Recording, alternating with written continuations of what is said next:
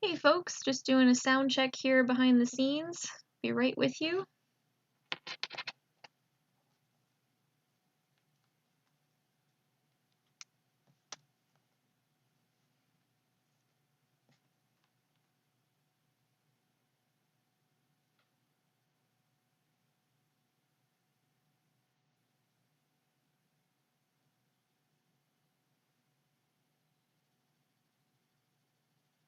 And just doing a second sound check.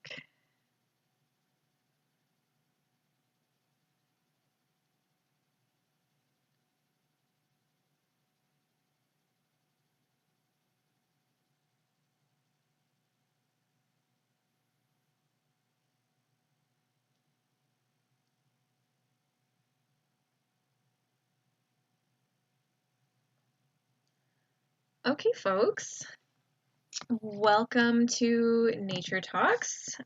This is, oh my gosh, I don't even know now. Emma, is this our fourth Nature Talk? Fifth this year? Fourth, I think. If you're new, Yeah. is it the fourth? Yeah. If you're new to Nature Talks, so this is the monthly talk that we put on at Nature Nova Scotia. So if you can't see me yet because there's a bit of a lag in our stream yet, that mystery voice is Becky Parker. I'm a coordinator with Nature Nova Scotia. We also have our volunteer Emma with us tonight, and we're really lucky tonight to be joined by Caitlin from Cpaws, who's going to be talking to us about this really cool pseudo-protected area called Owl's Head, which I'm sure is a popular topic right now. So I won't waste too much of our time tonight. I know folks are probably really interested in getting right into our presentation. If you are new, I will make sure that there's some information about Nature Nova Scotia and how you can get involved more with Nature Talks later on. But without much further ado, let me introduce Caitlin. So, Caitlin, why don't you tell us a little bit about yourself, how you got to Cpaws, and then we can go right into your presentation. Yeah, sure thing. So good evening, everyone. I'm very happy to be here and be a part of the Nature Talk series. So my name is Caitlin Grady. I'm a conservation campaigner with the Canadian Parks and Wilderness Society at the Nova Scotia chapter. So I've been here for almost 2 years now. I focus mostly on our terrestrial campaigns, so creating more parks and protected areas across Nova Scotia. And so I worked on a few different campaigns, including Sackville River Wilderness Area, just in Upper Sackville outside of Halifax. And another campaign I've been working on for a while now is Owl's Head Provincial Park Reserve. So I'm glad to be here and tell you all a little bit more about that tonight. Hey, thanks. Am I okay to share my screen now, Becky, or? Yeah, go ahead. Yeah? Okay, great. Let's see if this works.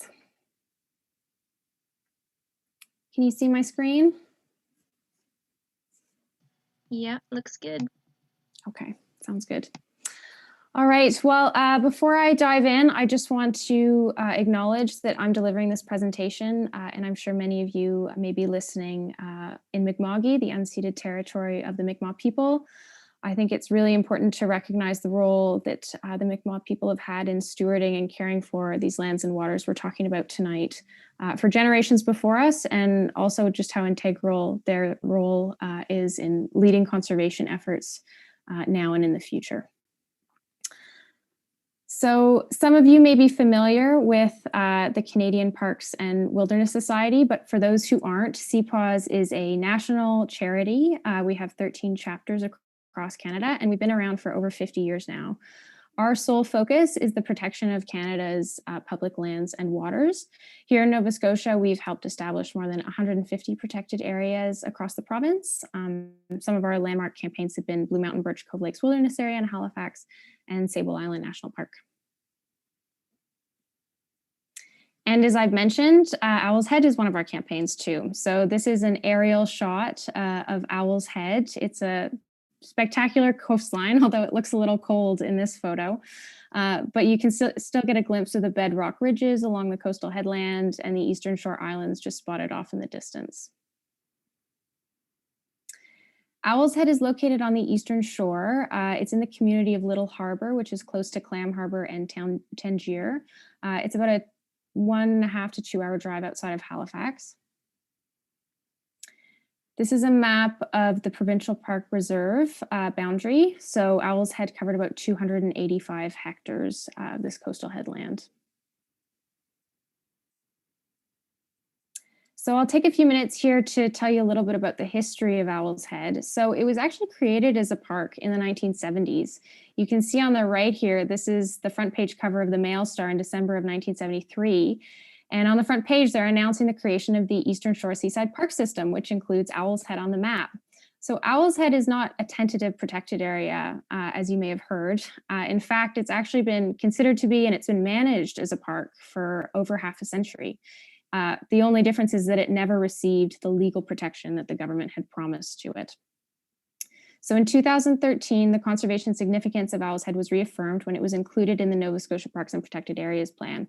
This is a plan that's still being implemented today. It essentially identifies the most ecologically significant sites across Nova Scotia and moves them towards legal protection. So Owl's Head, by being in this plan, was essentially on track to become a legally designated protected area. But as we all know, that unfortunately did not happen.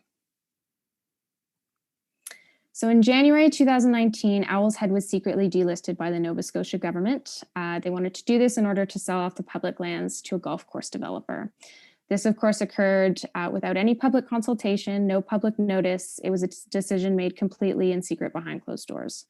It was only nearly a year later that the public found out when the CBC's Michael Gorman broke the story of the delisting and the pending land sale. At this point, this sparked a public outcry, and people were really outraged by this decision. This is also about the time when we saw the Facebook group Save Owl's Head created, and it was a way for people to get involved and talk about this issue. It's now got about 7,000 members, I think. So this is definitely a topic people are very passionate about. Shortly after that, in January 2020, Cpaws was anticipating that the Nova Scotia government would try and wipe their website of any reference of Owl's Head, and we pretty much watched them do it in real time. This is a map of a before and after shot of Owl's Head, and you can see that the before shot, Owl's Head is identified by a pink layer, and in the after shot, that pink park has been removed. What's funny, though, is that Owl's Head has been a park for so long that you can actually see a faint outline of Owl's Head remains on the base layer of that map. So Owl's Head has been a park for too long, and it's definitely not easily erased, I think is the message here.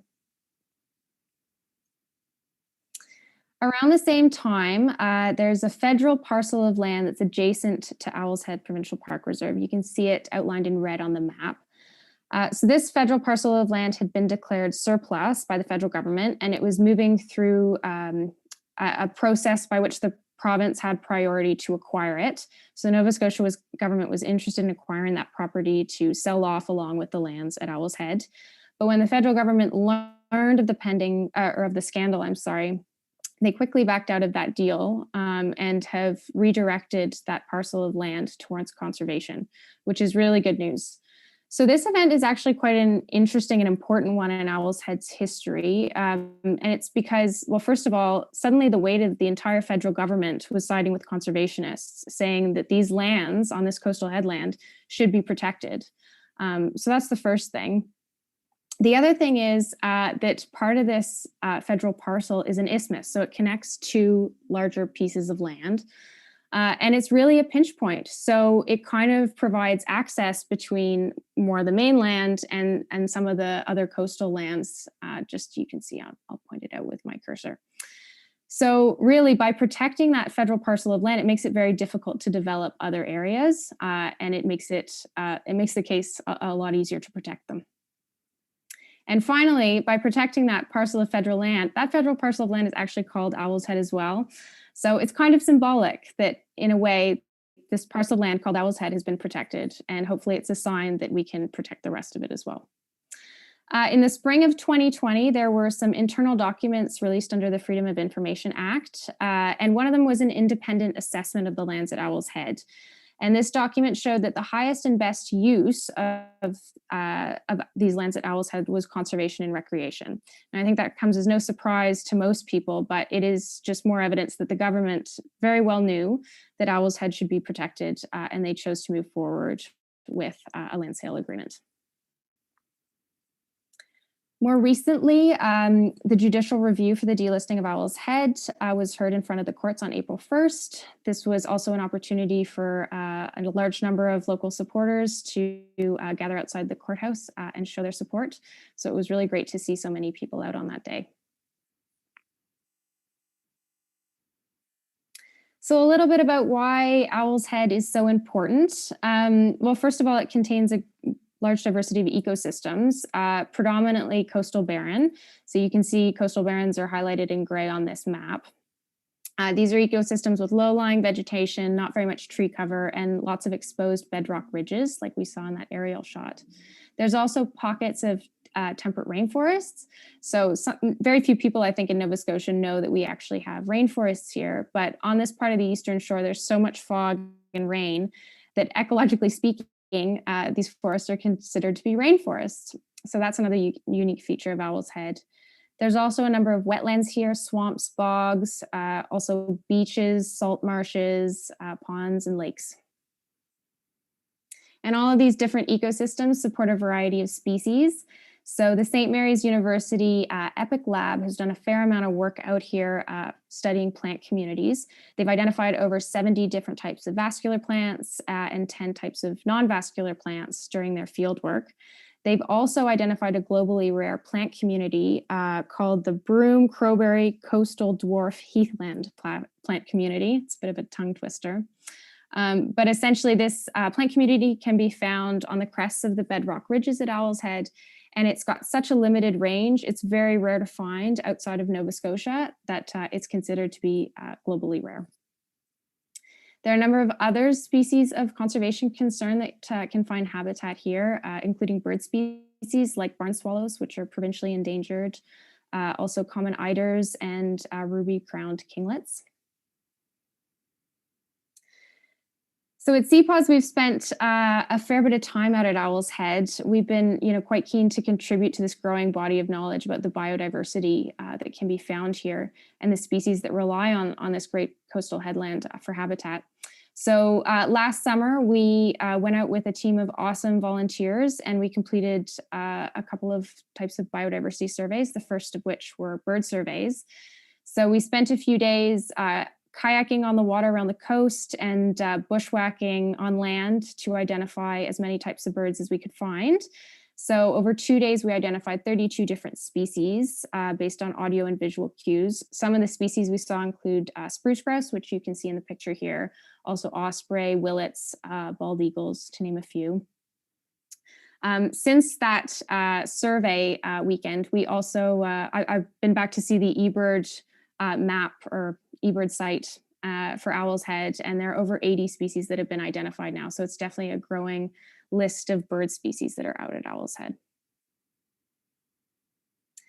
We also took our surveys underwater. So we've been lucky enough to work with Dr. Christina Border at DAL, and she's just a fountain of knowledge about different marine ecosystems, including eelgrass beds, which we can find along the coast of Owl's Head.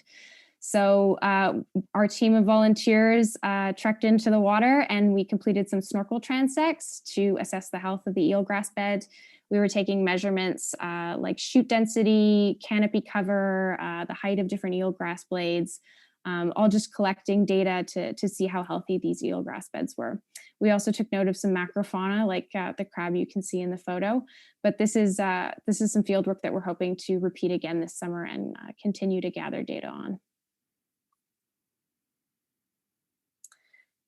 Some other reasons why Owl's Head is so important, it's public land on the coast. Very little of Nova Scotia's coastline is actually publicly owned and even less is protected. I think it's less than 5% of Nova Scotia's coast is publicly owned and protected.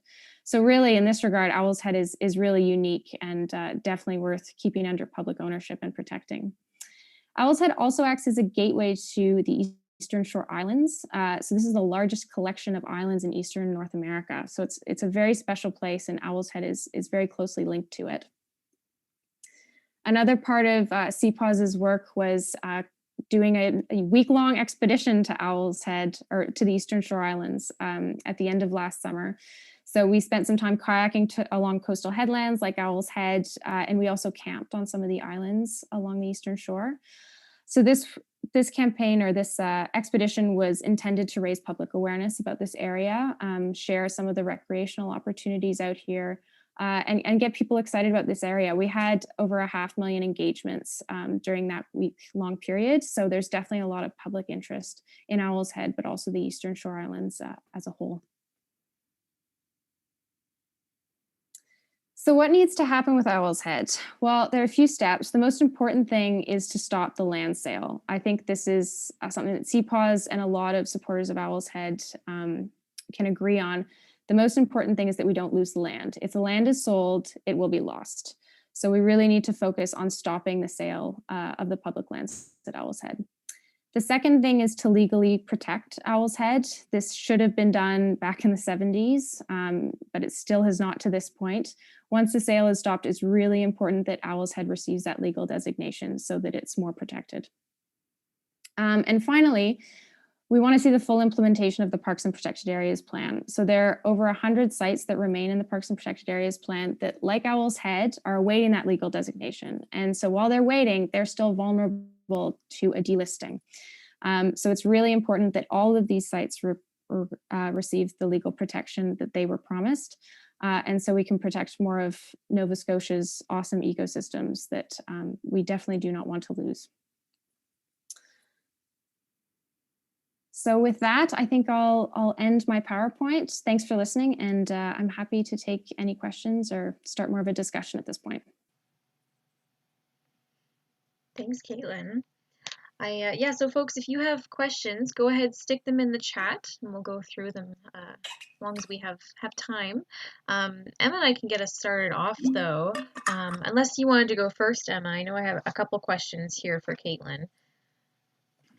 I didn't want to speak over you. Yeah, sure. I can dive in, I guess. Thanks, Caitlin. That was really interesting. I really enjoyed your presentation. I didn't know most of that about Owl's Head, so I found it really interesting to learn about the mix of different habitats in that area in particular, and the eelgrass beds and the common eider and other species of concern that use that area. So that was really good information. I guess one of the more noticeable things when you drive along the Eastern Shore in that area is unfortunately more so the signs welcoming the golf course and against the protection of Owl's Head. So I was just curious how you're able to work with the local community and I guess how your work is influenced by or influences that opposition. Mm-hmm. Yeah, that's a really good question. One of Cpaws' kind of key goals throughout this whole debacle with Owl's Head has really been raising public awareness about the issue, always in collaboration with the local community. So I think, yes, you've definitely raised a good point about the signs. I think driving along the Eastern Shore, there's a lot of signs in support of the golf course. I have heard stories that, you know, it's not always an accurate picture of the level of support that there is for Owl's Head or not. I think there's there can be a lot of tension in certain neighborhoods, I think, around some of these issues. And to be honest, I think it's really unfair. I think the government, the Nova Scotia government in this case, by not properly dealing with this issue and consulting the public, has really left it to the communities to just kind of, you know, have their debates at the ground level, and it's created, you know, not a very healthy community environment for a lot of these places.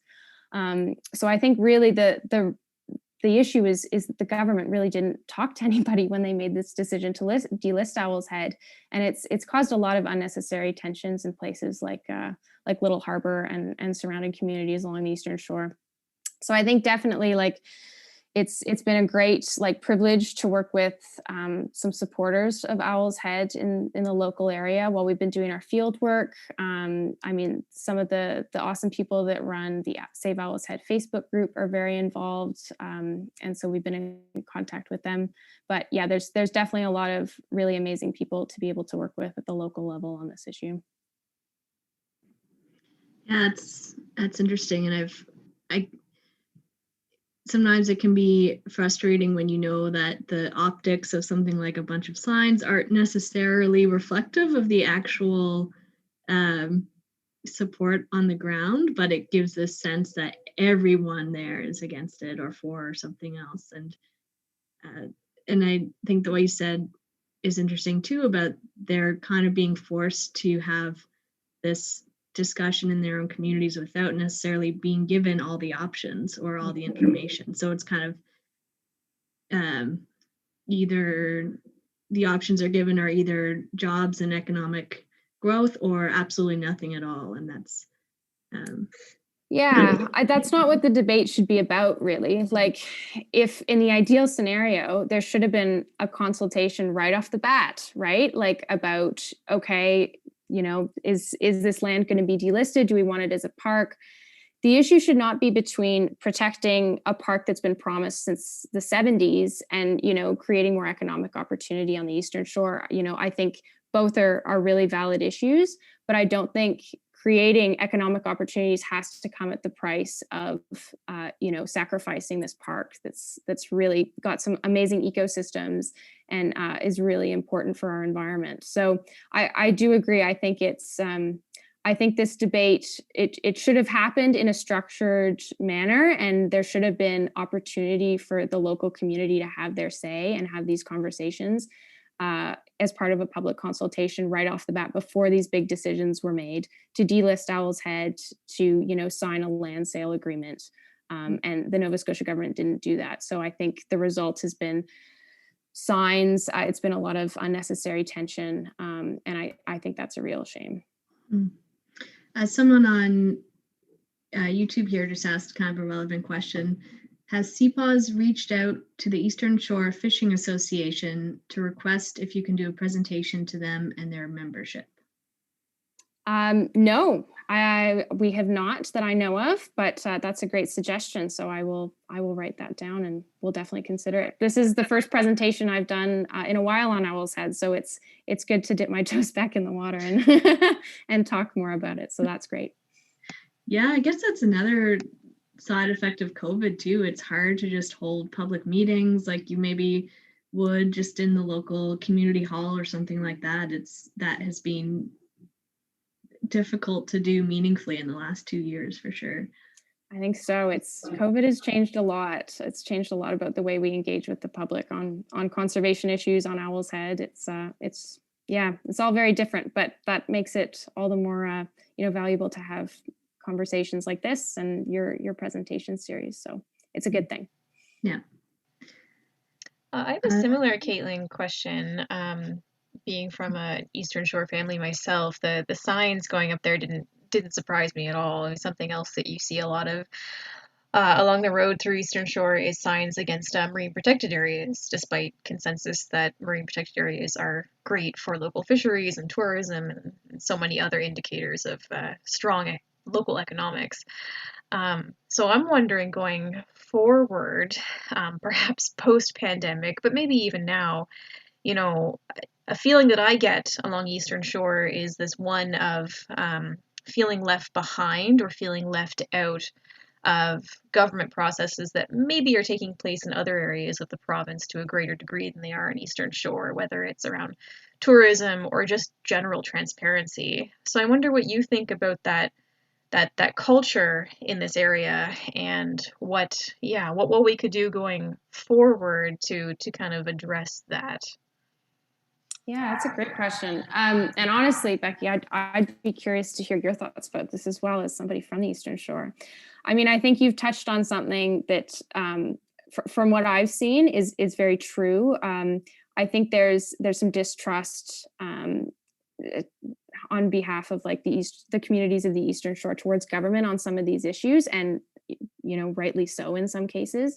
I mean, yes, when you drive down the Eastern Shore, it seems to be quite stark. The signs about marine protected areas, the signs about Owl's Head, these seem to be two issues that are different but are also connected. I think the marine protected area was it obviously did not work out the way anybody thought it would. And I think that feeling of, distrust that the community has towards the government during the marine protected area process, I think that may have also, contributed to the feeling around Owl's Head. So I can definitely see the connection there. But yeah, I'd be interested in how you think that all might be connected or is played together. I didn't actually know you were from the Eastern Shore. Well, it's a tricky issue, I suppose. I mean, so many, I feel like in my experience, so many conversations just become so much more successful when they're had at, the back of a truck, compared with maybe like a town hall meeting or a Zoom meeting or something that might be more normal for government consultation, or even amongst groups like ours. But it's hard to get into a community like that. I wonder if maybe when folks are starting to get vaccinated a little bit more, us and Save Owl's Head should start having some meetings just in people's gardens. That might be a way forward. But. Yeah, honestly, like I think the other thing is just it's been such a treat to like get out to Owl's Head on the water and get out to the Eastern Shore and support some of the amazing local businesses that are out there that are, catering to people interested in ecotourism who want to explore the Eastern Shore Islands. Like it was such an awesome, amazing experience to be able to spend some time on the islands, exploring the coastal headlands. And I really think that is an important experience that, maybe people don't have outside of the Eastern Shore. So yeah, I definitely think there's a lot of ways to start creating those connections and, having more productive and you're right, maybe like more relaxed, less structured conversations about some of these issues, which might be a better way forward. It's a good question here from YouTube. The proposed sale is supposedly to build up to 3 golf courses. Yet to build a golf course on that site would be extremely expensive. Weather would limit golf days, and one wonders if there is not an ulterior motive for the developer to get the property and then cancel the golf course and present an alternative. Do you have any information or thoughts on that? Well, I don't have any information on golf courses. I know nothing about golf, to tell you the truth. I think the reality is the issue is not really with the developer here. The issue is with the government. So these are public lands that we have at Owl's Head. These are public lands that have been promised for protection for like 50 years. And the government is all too comfortable to go behind closed doors and, delist it and sell them off without the public's knowledge or any say. So I think that needs to remain the issue, and unless we're able to, prevent it from happening elsewhere, it could really present a dangerous precedent that could threaten a lot of other parks that we have here in Nova Scotia that don't have that final legal protection like Owl's Head does. So I think the reality is there's lots of developers, there's lots of forestry companies, mining companies, like there's always somebody that's going to want to do something different to land. But if we can't trust our government to protect the places that we think need to be conserved and protected and that have been said to be protected to us in the past, then I think that's the real problem. I'm sorry, Becky. No, go ahead. I really like the emphasis on recreation and promoting the different uses of that area. I wonder if there's a lot of people that don't see parks as places for them, or they don't really see public land. They see that as government land and not land that they can use. And I remember I started off working in Newfoundland, and there's quite a backlash last year when the government released their protected areas plan. And similar to here, there was no consultation prior with any municipalities or a lot of public groups. So there's this huge backlash. And in the end, I think they're going to end up not protecting a lot of land because of it, because it would just be political suicide, I suppose. But a lot of the arguments against it from the municipalities and from local people was that they would no longer be able to do the things they enjoy doing on that if the land was protected. So maintaining their cabins or hunting or fishing or ATVing, a lot of things that public land allows you to be able to continue to do forever that something like forestry or mining would not allow you to do. So I wonder if there's just this larger facelift for public land in general that needs to be done. Is that something that Cpaws works on, that idea of parks for everyone and public land for everyone? Yeah, so I think you've touched on a couple points that I can speak to. I think first of all, yes, people want to be able to continue to use the land. The purpose of protecting public lands and having them designated as legally protected areas is to prevent industry from coming in. So forestry, mining, development, that's the main concern, and that's also needed so people can continue to use the land as they do if they're hunting, if they're fishing. In Nova Scotia, we also have 3 kinds of protected areas designations. So you've got provincial parks, nature reserves, and wilderness areas. And they're all differently designed to accommodate different uses. So wilderness areas, hunting and fishing is continued to be allowed. We ran into this issue on another campaign that I was working on called Sackville River Wilderness Area.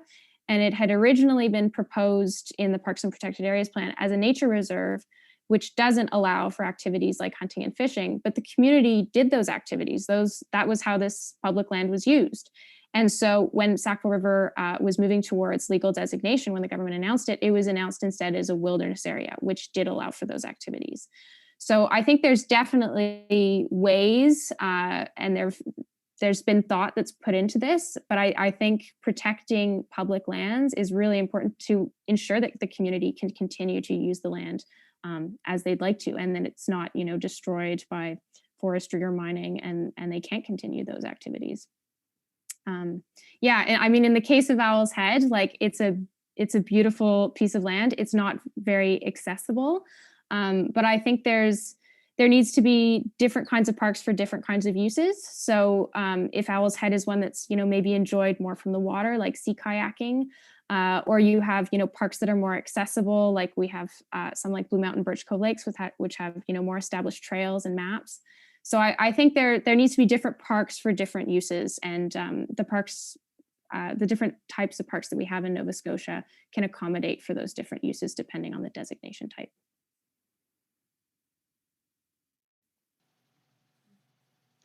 So Jeff here on YouTube asks, what is the status of this sale? That's a good question. So as far as we know, the land sale agreement has been signed by the Nova Scotia government. There are a series of conditions attached to that, which are not all known. But essentially, the status is it could be sold off at any moment. So it's really important at this point that we focus on stopping the land sale and protecting these public lands. Okay. And Lindsay asks, or first she comments, I'm also concerned that the government secretly delisting and offering to sell Owl's Head Provincial Park could set a bad precedent for other parks awaiting designation. How can we best protect the properties awaiting designation, almost half of our provincial parks, as of earlier this year? That's a great question. Thanks, Lindsay. So I think what I'd say is, yes, Lindsay's right. There are about 100 plus sites on the Parks and Protected Areas Plan that, like Owl's Head, are awaiting that legal designation, which means they're still vulnerable to something like a delisting. So there have been about 100 sites or so that have been announced and are now moving towards legal protection in the past 6 months. And this is good news. Some of these sites actually need to go through a final round of public consultation. So if people are willing to help, share their voice and their opinions and their support for nature, this is a really good opportunity. In the coming weeks, we're expecting that about 12 sites will start going through this public consultation process. And it's so important that during this period, the government hears lots of support from the public. They hear that people want these places protected, and that'll help ensure that these places receive the legal designation they need, and that they can't be delisted like Owl's Head. So that's something that people can look out for on the Cpaws social media, on Facebook and on Twitter. We'll be sharing the news and opportunities for people to participate in that public consultation once the government launches it. Yeah, that's a great idea. And I think I always try to encourage people to participate in public consultation processes. It's just such a satisfying and direct way to feel like you've had your voice written down. And I heard that for the Upper Sackville Wilderness area, they received over 1,000 letters from the public for that. So that's so powerful. And I heard also a stat from some elected official that for every written in letter they receive, they assume that several hundred people have that concern. So they do tend to take those things seriously. I think you're exactly right. I think a written letter is so powerful, and there are so many people that care, but lots of people are busy. And so for those that are able to spare the time and take this opportunity to write about why nature is important to them, like to actually share that personal connection that they have with the environment, with parks, it actually has such a huge impact for the government official reading it on the other end. And you're right, it shows those officials that are representing us that there are probably lots more people around who think the same thing but just haven't had the time to write in. So it really is a great direct way to have an impact on how Nova Scotia's park system develops. Caitlin, probably a lot of people watching tonight, and I assume who are in support of protecting areas like Owl's Head, they're probably going to be having a lot of difficult conversations in their own communities, even with family members or friends about this issue.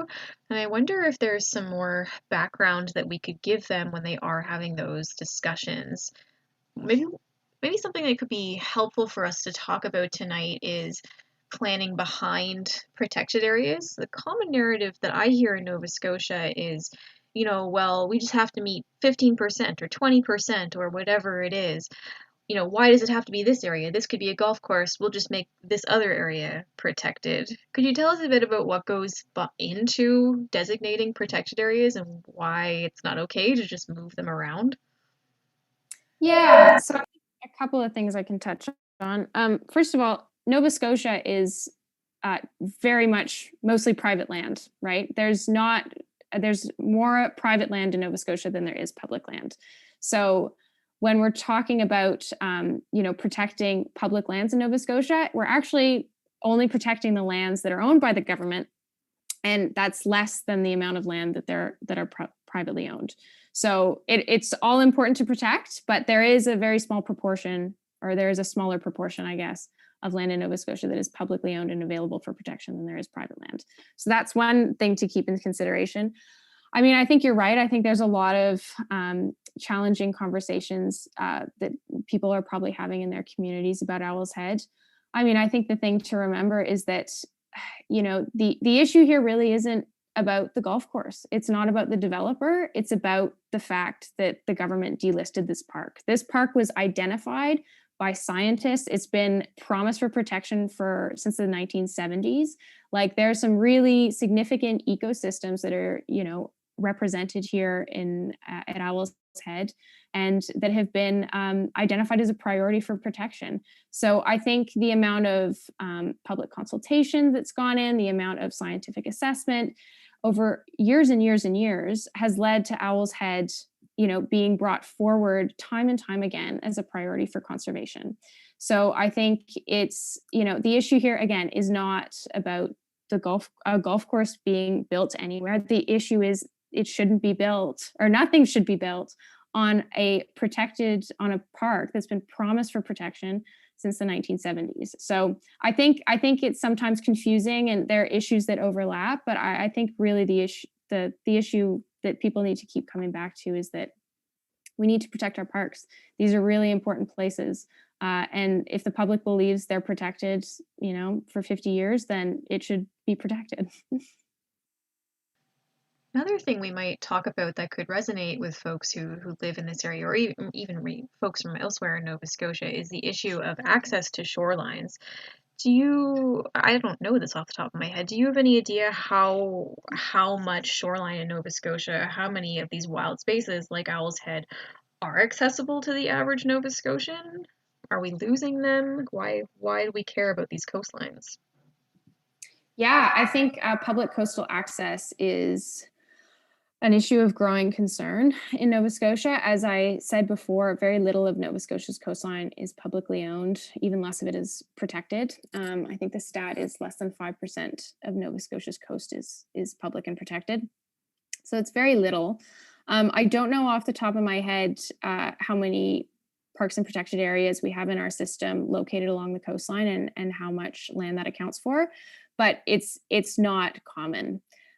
So I think it's really important that we do protect the public coastal lands that we do have, and especially the public coastal lands that are really ecologically significant.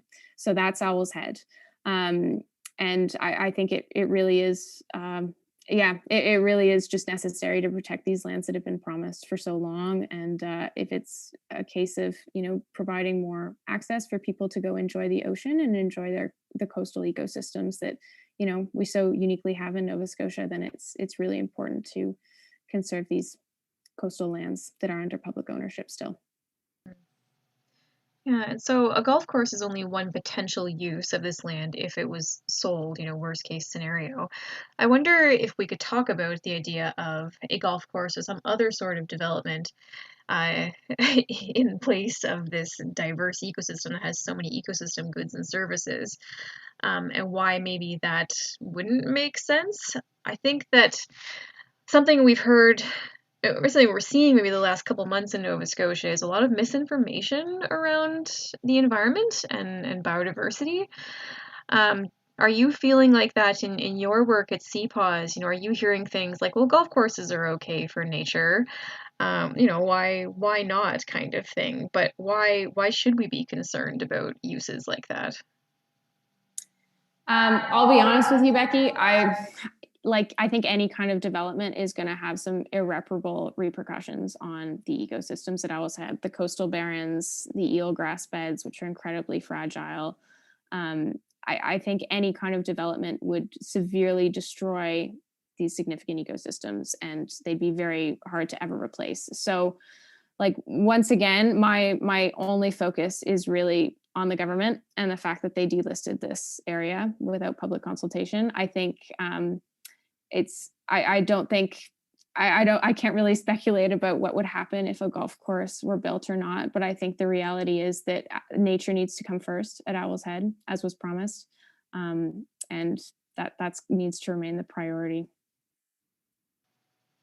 Because you bring up the eelgrass beds, I wonder if we could chat about that for a bit. So I know that there's been some work around eelgrass done at Owl's Head. Is there anything planned for the future? What's going on in the blue world out there?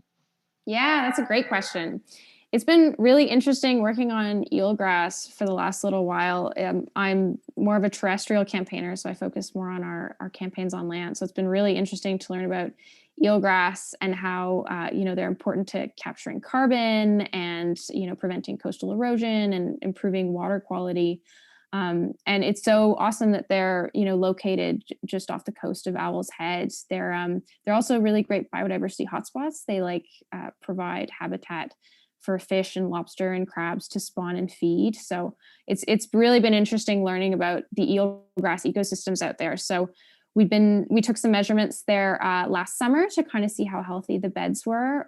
We're hoping to get out there again this year.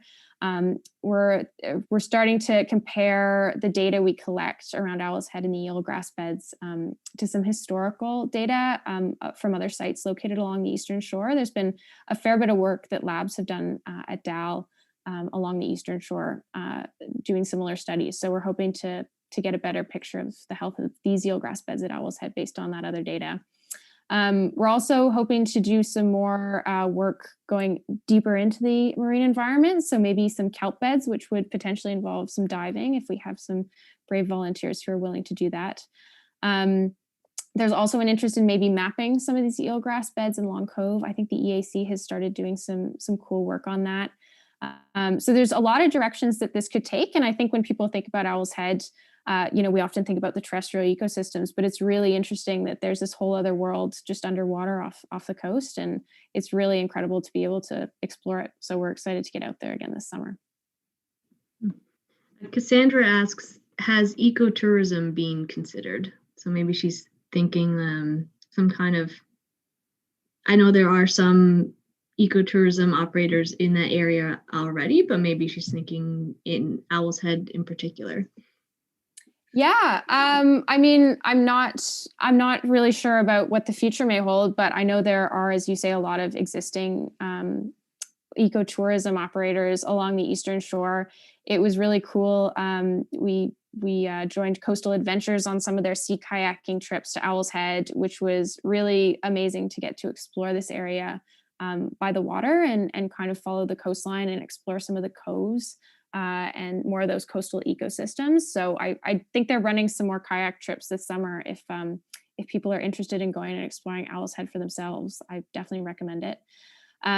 Yeah, there's a lot of local ecotourism operators on the Eastern Shore that I think in various ways are connected to Owl's Head. So I'd encourage people to look into that and go explore them if they're interested in getting out there themselves this summer. Who wouldn't be interested in a kayak trip around Owl's Head? Count me I in. know. I want to go again. Add it to my list. Yeah. Something that the Nova Scotia Nature Trust was involved in a couple of years ago when they were at the beginning of their Eastern Shore campaign, the 100 Wild Islands campaign out there, was this group, economic venture group, whose name I cannot remember now. But there was a lot of discussion around ecotourism in the area, and something that I don't think ever happened was maybe a figure creation around the monetary value of ecotourism along Eastern Shore, which is unfortunately something that government often cares more about than public sentiment. Caitlin, I don't know if you know anything around ecosystem goods and services in the Owl's Head area, and if we are yet able to place a monetary value on spaces like this, so people like my granddad have something to think about.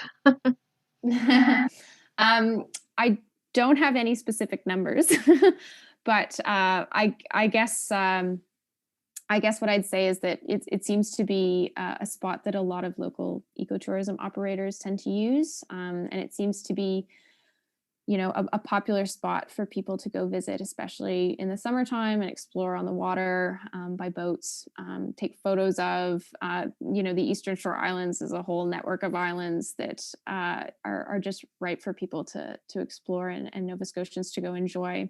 So I definitely don't have any kind of, you know, exact numbers on what the ecotourism potential is here. I realize that, you know, maybe that's an argument for some people's grandparents, but I do think it is a site that, you know, helps or that is a destination point for many ecotourism operators out on the Eastern Shore already.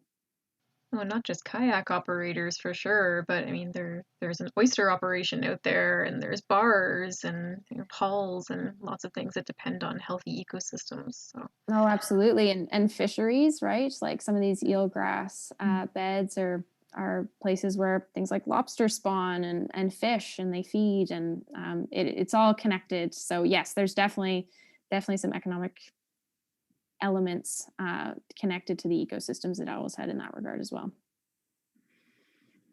So relating to eelgrass, Lindsay makes a comment that eelgrass is being assessed in excess of $20,000 per hectare per year in terms of the benefits it provides for ecosystem services. So that's great. Thanks, Lindsay. That's good information.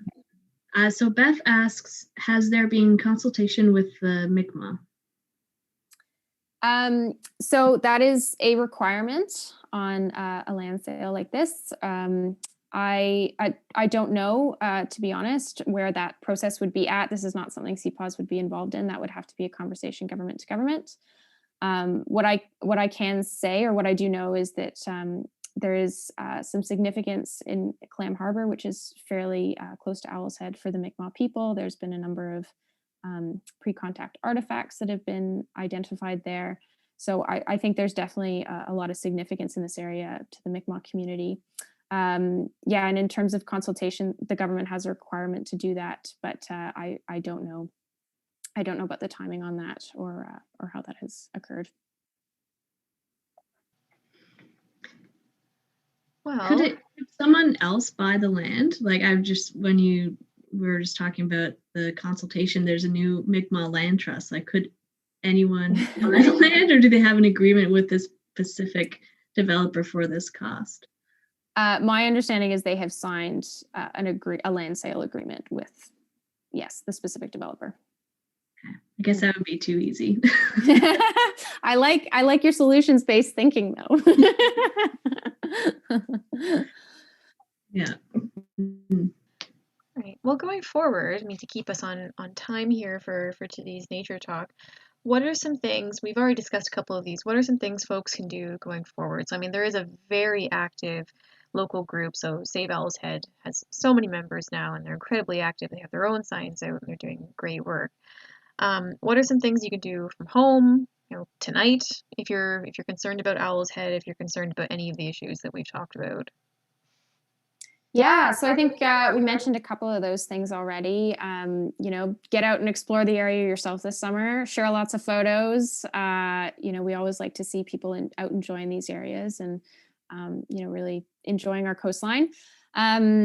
Continue to talk to friends and family about it. As you've said, there's a very active Facebook group that's raising a lot of public awareness about this. So that's great. Keep having those conversations. Something related to science that's coming up. I believe some of the volunteers are gearing up to do a wide variety of surveys this summer, particularly in the marine environment, which will be a part of it at some points. But to help finance these volunteers, I believe a crowdfunding page will be set up in the coming days. So if people are able to contribute that way, I think that would be really important to help the volunteers continue to do the amazing research that they've been doing. And then, of course, look out for the public consultations that will be starting up quite soon on these new protected areas that are moving towards a legal designation. And if you're able to spare a few minutes to tell the government that you love nature and want these places protected, that would go a long way too. Yeah, thanks for that, Caitlin.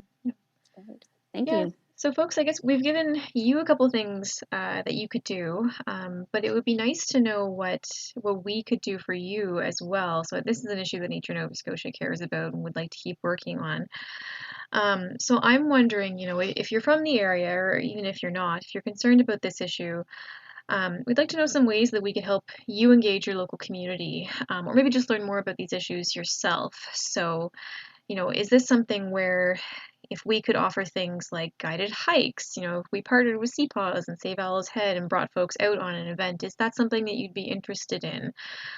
If we could set up meetings in your local community, at the truck end, is that something that you'd be interested in? If you want to just put in the comment section here some things that would be helpful from your perspective, we'll take that feedback back and think about that a little more. Emma, do you see any other questions there we haven't addressed yet while folks are writing comments? Well, I'll say there's quite an active chat for this presentation, which is really cool. Lots of people making comments and asking. We've relayed all the questions, but there's also a lot of commentary back and forth and discussion. So, Caitlin, I don't know if you can view the YouTube. Maybe you're just focusing on the presentation, but I would definitely recommend going back after and taking a look at the comments. I'll have to do that, but I'm glad it's generated some discussion. I'm always impressed at how well educated and interested people are in this issue. It's really great to see the level of public awareness on this. So I'm really glad to hear that there's lots of discussion. That's a good thing. Nova Scotians are doing some really good work this year. I mean, the way that the Save Owl's Head group grew over the last year, and I just support for the Biodiversity Act, and we had a moose petition a few months ago, and that had 40,000 signatures. Nova Scotians really care about nature, and it's really wonderful to see you guys mobilizing like this. So thank you to everybody who's tuned in tonight. We can leave it there for now, folks, but if you have any more questions, we'll definitely make sure that you get Caitlin's email. If you're not already following Cpaws on their social media, definitely do. Check out their website. We'll make sure all of that is on our own social as well for you to follow. If you're interested in getting more into the nitty-gritty of coastal barrens, our next month's Nature Talk is actually going to feature folks from the EPIC Lab at St. Mary's, so the Lundholm Lab. We're going to talk a little bit more about these weird ecosystems and why they're so cool and so important. So definitely tune in for that. You can sign up for our email list if you're not already, or follow us on social media to get notified of those events. And yeah, is there anything that I missed, Em? I don't think so. I'm looking forward to the next talk. Yeah. Well, thank you so much, Caitlin, for being with us.